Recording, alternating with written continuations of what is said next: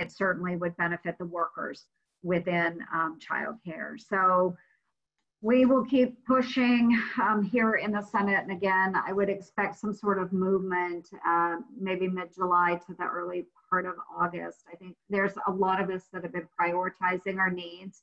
Obviously, childcare is one of the things I have been asking our leadership for. So we'll continue pushing that issue.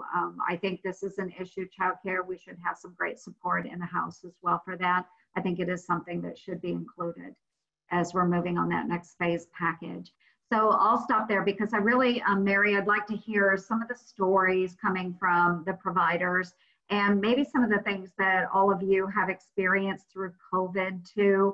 If you have a family that has experienced a hardship and maybe you've been able to help them through that, whatever it might be, those stories are priceless when I am explaining our situation in Iowa to my colleagues. And some of them, you know, they maybe don't understand the challenges in some of our rural states. So anything you can share with me is very, very beneficial. So again, thank you, Mary, and thank you everyone for joining today on the town hall. I can't wait to hear some of your stories and responses. Thank you. Awesome, thank you. We appreciate the update and all of the support for our childcare community. Let's dive into hearing from our two programs that we've asked to join us today. Just so the rest of you know how today is going to go is we're going to ask some questions. I'm going to guide these two participants through these questions. So consider me Pat Sajak or some type of TV host that I've always wanted to be. And we're going to just guide through these questions and talk about that. And if we have time, then we can hear from our participants as well. But even after today, we will send out a link to share even more stories for Senator Ernst to have as she's fighting the good fight for us. All right, so how we're gonna do this is we're gonna go through about 4 questions and 5, I'm sorry, not 4. And Raven, we're gonna have you start with question 1 and then we'll move to Ed for question 1. So we'll just go back and forth, all right? So Raven, let's start with you. Make sure you're perfect. You're unmuted. So I'm Raven, child development home provider. It's called Creative Learning Childcare and Preschool. I've been operating it. It'll be 9 years in October. I have 8 children daily. Typically, I enroll between that 8-week range up to 6 years, but currently I actually have up to 8 years because a lot of the summer programs did not open due to COVID. So I ended up taking on some school-age siblings that normally I would not have had. So I've had to kind of make some adjustments to take on those older kiddos. I recently acquired my level 5 in the Iowa QRS. So that's been wonderful, and thanks to the TEACH program and the different grants and things like that, it's helped me to get to that point. As far as the families that I care for, they're all private pay right now. I have a pretty extensive wait list. So a lot of the times parents are touring when they're pregnant because they know that childcare is very limited in Iowa. It seems like especially infant care. So they're touring or early trying to get on the wait list. And the last few children that I've enrolled have been waitlisted from pregnancy until almost a year old when they actually get a slot opened here. So for me, you know, I end up with families who are waiting for the long haul, and that typically results in more private pay families than those on a CCA type assistance program. So. Okay, great, thank you. And congratulations on your level 5. How exciting. Thank you. Ed, are you Hi, ready? everybody. Thank you, Senator Ernst, for being here and doing this. That is really fantastic. And thanks for all your support for the childcare, for all those childcare folks. Thanks, Mary, for putting this together. This is great. I'm Ed Grunwald. I'm with Grin and Grow. I'm the Director of Development and Operations out here. We're a childcare center in Waterloo. And we have a facility here, holds about 98 children. We serve children from about 6 weeks old to about 5. We rent out a wing of a church Is it the perfect facility? No, but it does pretty good. We're pretty happy with it. And I wanted to say I was laughing at your Hollywood Squares reference, Senator Ernst, because whenever I get on these, the first thing I think about is the Brady Bunch, everybody in squares all stacked up. So I must be a 70s theme or something. I don't know. Yeah, see, and I'm looking at some of these faces, and I don't know if everybody remembers Hollywood Squares. Some of you look pretty young. It was a good show while it lasted. It was pretty funny. Anyways, hey, we started, Grin and Grow out here started in 1943, back when men went off to war and the women went to work and needed a place to put their kids. So we've been doing this for a little while. 80% of our clientele, we serve low income, predominantly low income folks, and our clientele is probably 80% on CCA, using that assistance. Very diverse. A lot of folks that are coming here are new to the country here for the first time. A lot of folks, Congolese, a lot of folks from Burma that are coming. A lot of folks working at Tyson. And they're looking for a place to put their kiddos. And I can't imagine what it's like coming to a new country and looking for a place to find that you trust to put your kids. So we predominantly serve that population and really try hard to give a good quality childcare experience and to all those folks. So thank you for what you do. Awesome, thank you, Ed. Okay, Raven, let's go back to you and let's talk a little bit about what impacts did COVID-19 have on your child care program. So if you can highlight for us enrollment, if enrollment changed, supplies that were needed, and also did you have any children that were tested or yourself, and anything additional that you would like to share?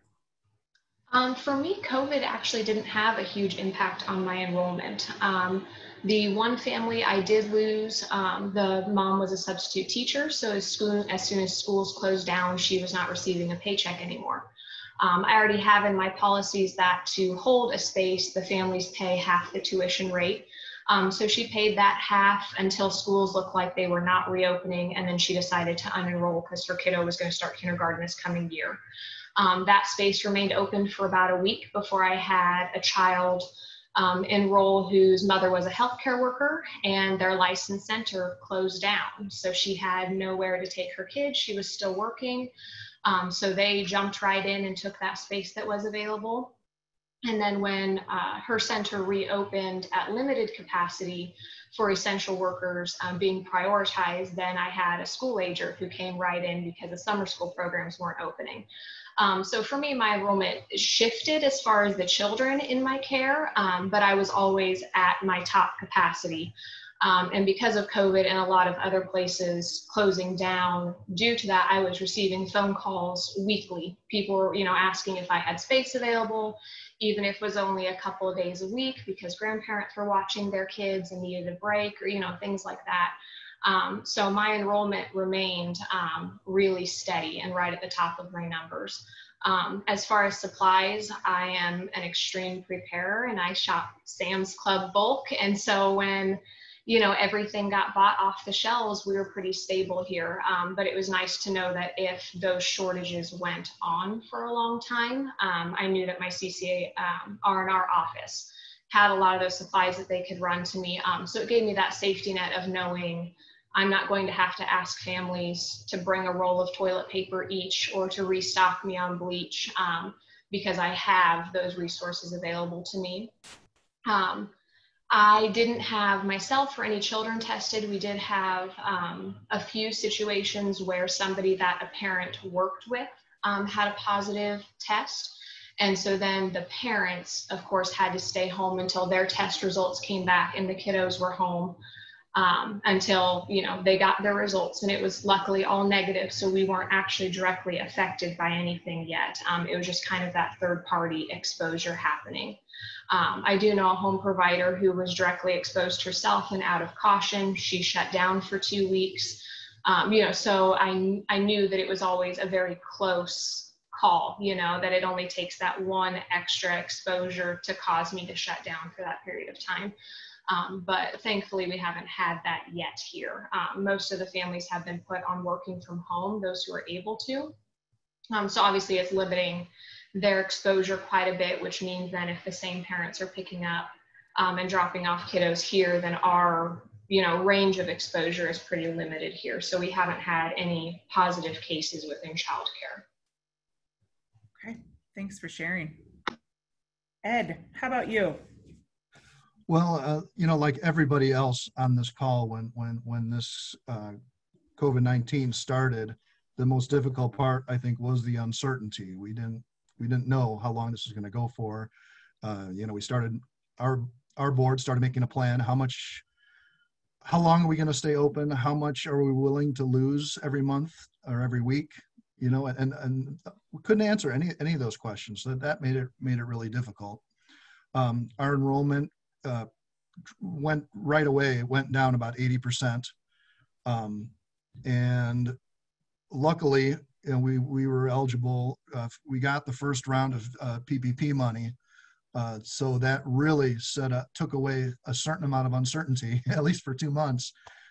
And we decided, after that came through, we decided, let's stay open, for the population that we serve. A lot of them are essential workers, considered essential workers. So we really need to do what we can, do our best to stay open. And then that's going to mean, it's going to mean some extra costs. Luckily, bleach is relatively inexpensive, but can we get a hold of masks? What are the procedures we're going to use to let parents in the building?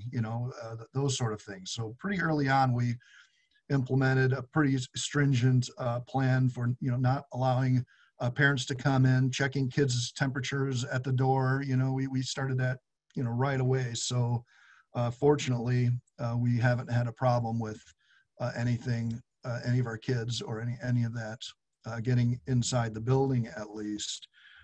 We rotated rooms. We had one room that was always empty and deep cleaned it every day, and then next day it would get used, and just kind of rotate around that way. We had about 60%, even though we had 80% less kids, we had 60% of our staff that was laid off. We needed more staff to take kids at the door, to be cleaning that extra room that we always had. There was always something extra that needed to be due. It wasn't exactly proportional, the layoffs, to the reduced enrollment. So now we're at about 40% less of enrollment. And we're seeing that number is kind of steadily increasing with some of the the DHS grants or the add-on money and the essential workers stipend that they've provided. We've been able to make extra discounts for some of our essential workers. So for some of those essential workers that are already on CCA, it's very little money that they need to contribute to have good childcare. So I think that's where we're at now. Do you want to talk a little bit about any testing? Do you want to share about staff or families, and if you had to take any precautions around that? Yeah, well, like I said, a lot of precautions around the building, and watching every time a kid, sneezes, coughing, if they do it twice in a row, they get sent home for 72 hours. So we haven't had parents, and we haven't had any of the kids test positive. Okay, great. So we've been very fortunate with that number of people. We've been very fortunate. And one more highlight. Oh, sorry. Yeah, no, thank you. Ed, you had mentioned too some of the practices and figuring out how to do that.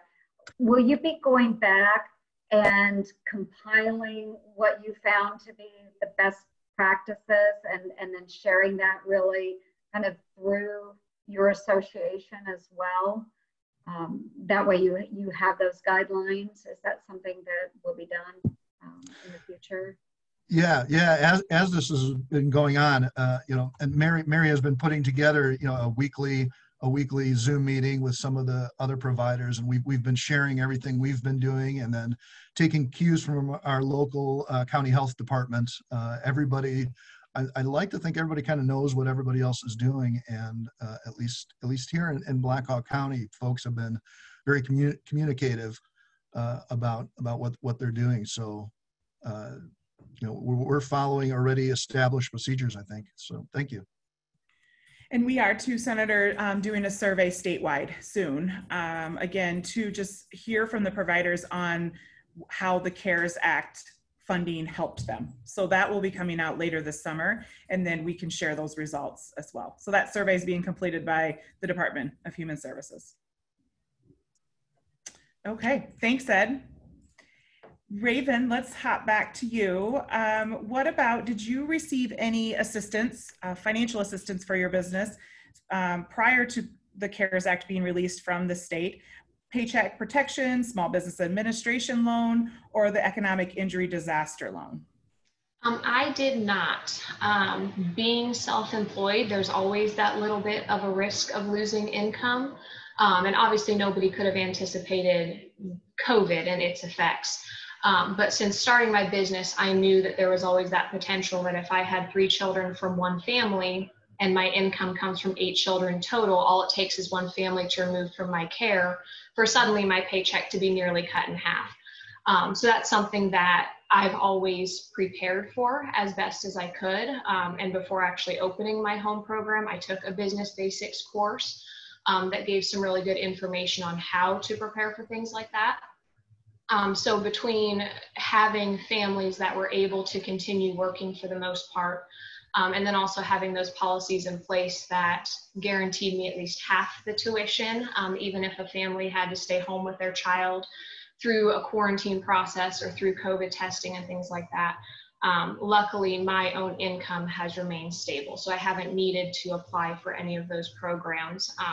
Now, depending upon, if a second wave hits and, and how things progress, knowing those programs are there keeps me from looking for another job, knowing that I could get back on top if something did bring me down to where I'm barely on that level of being able to operate and still pay my own bills. It's good to have that information on those programs so that I know if something did take place and suddenly my paychecks were in jeopardy, that I have resources to pull on. So. Okay, great. Thank you. Ed, let's talk about Grin and Grow. What assistance did you guys apply for? Well, yeah, like I mentioned earlier, we applied it during the first round, which was kind of a little bit Wild West-like, trying to, get those applications, and everybody was after a limited amount of money, and nobody knew if it was going to come back around. And so we, fortunately, $46,700 is what we secured, and over 2 months we spent $46,730. We were within 30. I don't understand how we got that close. I'll have no idea, but it was fantastic to have that, and like I said, it provided that amount of certainty that was so rare during that early part of the pandemic during March. We also applied for the EIDL money, and the $10,000 that was attached to that, even though we held on to that because we weren't sure if we would need the loan. What kind of situation would we be in after 2 months? So having that kind of in our pocket, we ended up deciding not to use the loan, but knowing it was there, again, added a certain amount of a safety net to us if we needed it, if things for some reason really went south, which they didn't. So we were really fortunate. Also, the add-on money from DHS was very nice and very nice to pass down to our to the families that use our service. So we're fortunate. All those things combined really helped us get through the worst of the pandemic. And we're still, still a lot of uncertainty. How far is this going to go now? Going into summer, I know a lot of child care centers see a reduction in children anyways. So it's just that's the nature of how it goes. And we'll see when September comes around. Do kids go back to school? Nobody really knows. We don't know for sure what's going to happen. So, and we're getting to that decision-making point where we kind of need to know here what's going to happen so we can start our own planning. And so we're fortunate to have that 2 months of coverage was critical. Awesome, thank you. Then let's move into the CARES Act and how DHS rolled this plan out earlier in May, and you are both receiving monthly stipends. Do you want to talk a little bit about how that has helped your program? Raven, do you want to start? As far as I know, I'm not receiving a monthly stipend. The initial application was, are your families paying full tuition to hold the spot? And everybody's been here full time. I had a week here and there between spots opening. So it's one of those things that I was able to fill the spots quickly enough that I didn't see a drastic dip.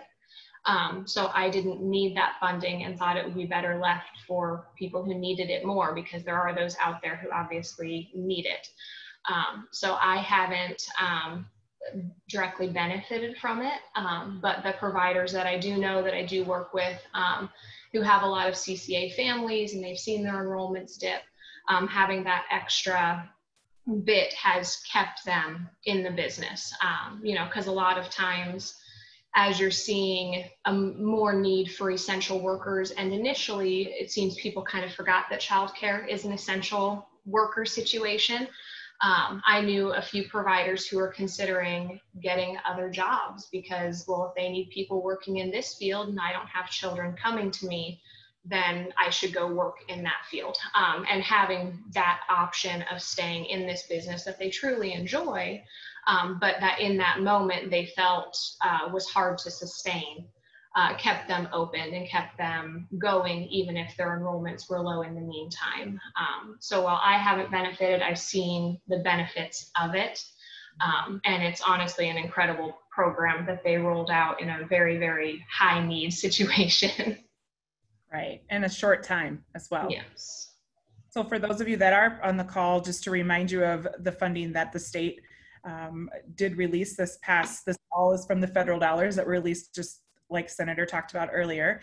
And there are different stipends that programs can apply for. So Ed will highlight a little bit what their program is receiving. And there are several options. One is a stipend if you're giving a discount to essential worker families. Another is that you've remained open. And then also child care assistance families, those spots, if they're attending or not attending, are being paid in full. And then there's also additional funding for rejuvenation grants for programs that open during this time that receive funding from the state. And we've had a great response statewide. I know we've been partnering close with the Department of Human Services on this, and our staff have been working a lot of hours to make sure providers are aware of what opportunities they have out there. So Ed, let's hear from you really quick on the funding you're receiving and how it's benefiting Grin and Grow. Well, because we're 80% CCA, families that are on CCA, of course, it's had a huge impact on our program. It's provided a source of revenue. And then we took advantage of the $2,000 add-on, and then also the essential workers add-on also. So with all that together, it's just been like I said earlier, extra revenue for us.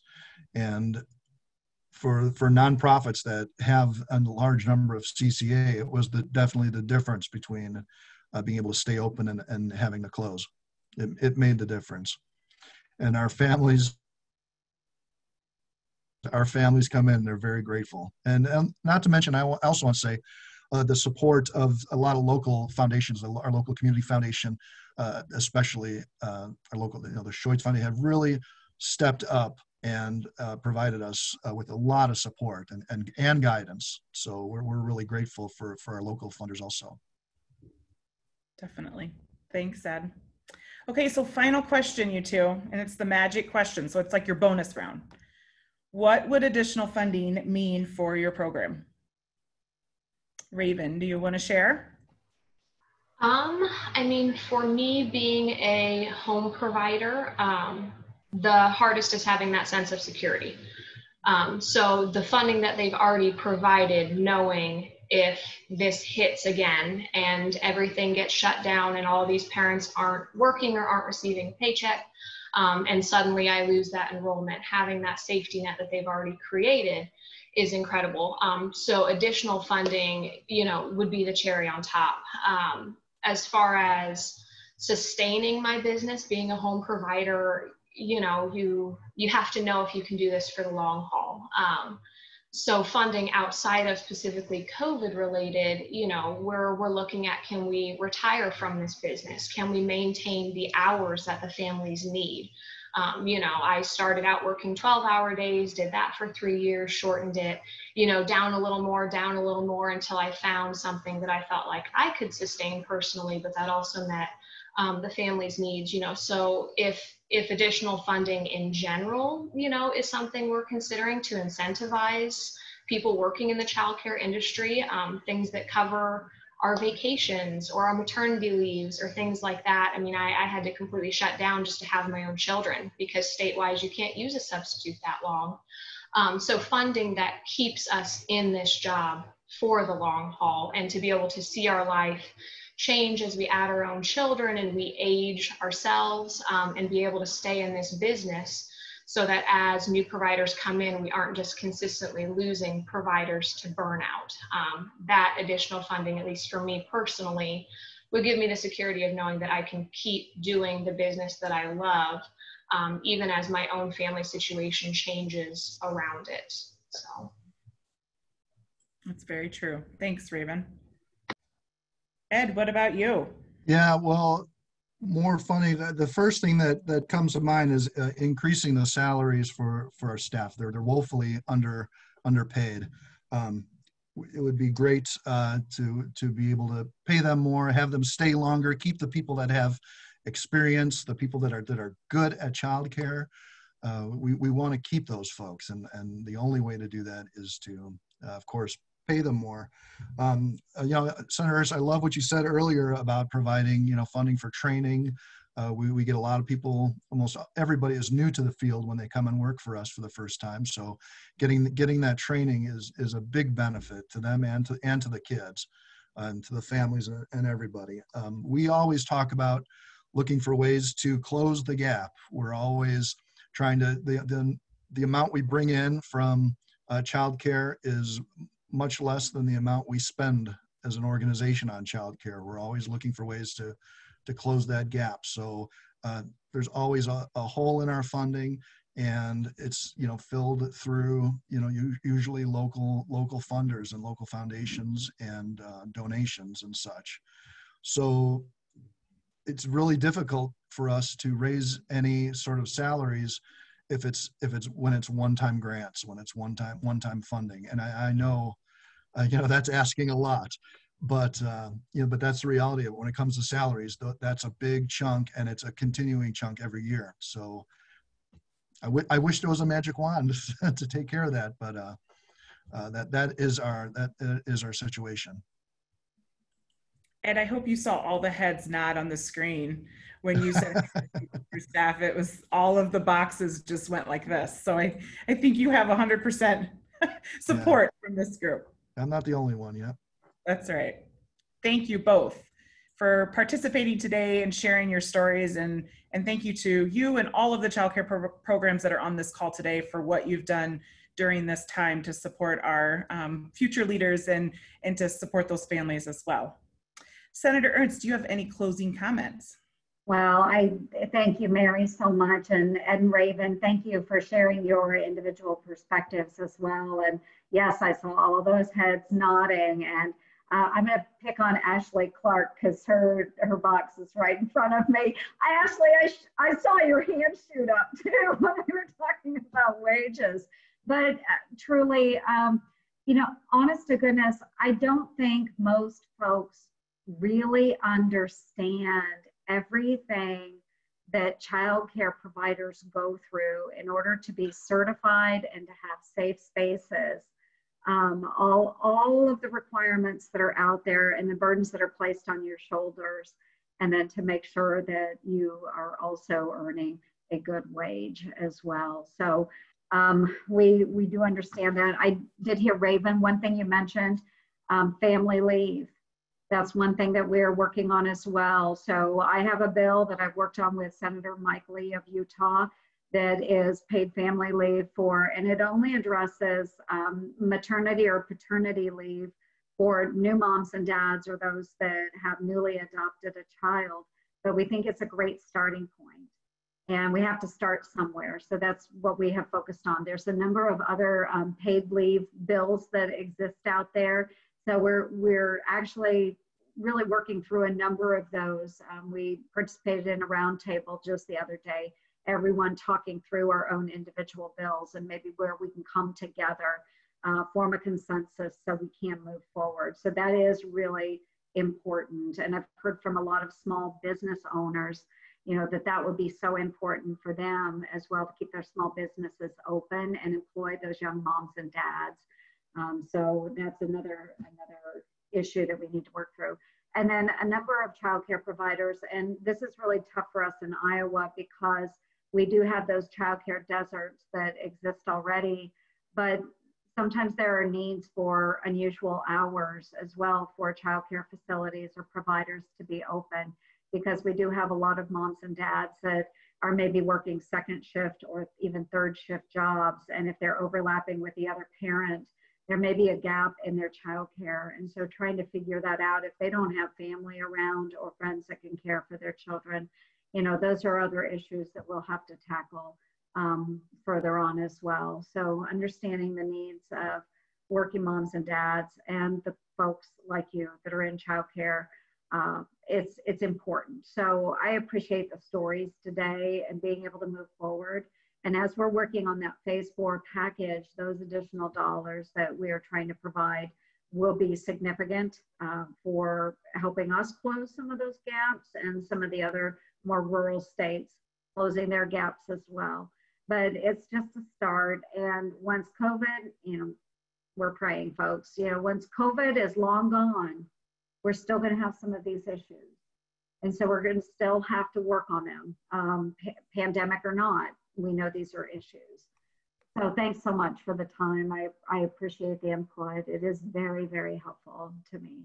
So thank you, Mary, for organizing and bringing this great group together. And as you mentioned, continue to send your questions, your comments, any of that to me. And once you have some idea of best practices, that might be helpful for me as well, to be able to share with other states too on what we're doing in our great state of Iowa. So thank you very, very much. I appreciate it. Yeah, thank you. Thank you, Senator Ernst. We appreciate your support. For the rest of the participants, thank you for joining us. We appreciate everything you're doing. I know I see many familiar faces across the screen, and you've done so much just to support the childcare community during this pandemic. So a special shout out to the childcare resource referral folks out there. I have to do that just because I'm proud of that team across the state and everything that they've done. We will close today's session. We do have a few questions in the chat box. And do you want to answer a few quick? I have another appointment, but send them to me, please, because, and just so I know, we can respond back to those, but then also kind of know what's important and on your minds as well. So that will be very helpful. We will get those to you, and then we'll get responses back to the group. Great. Thank you very much. Thanks all. Thanks, everyone. Take care.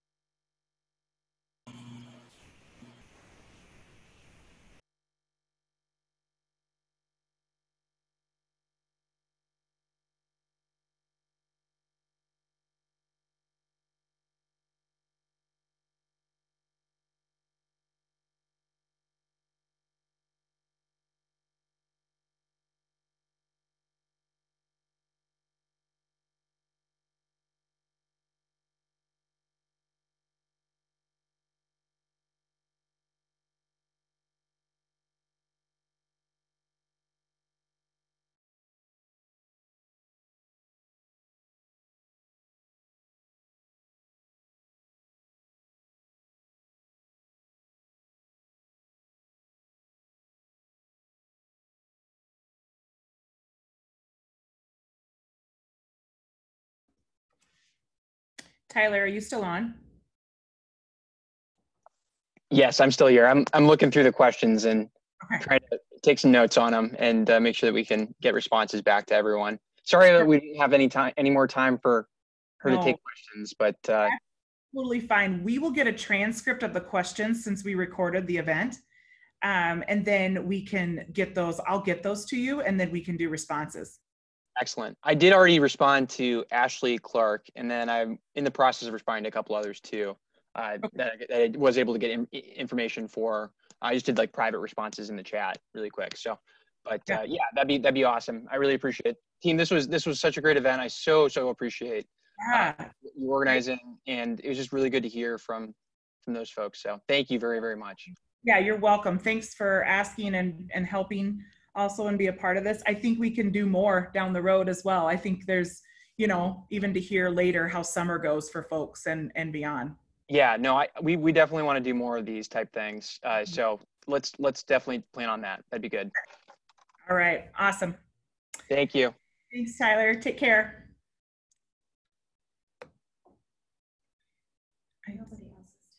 Okay. Okay, then we'll end it and then we'll get, all right.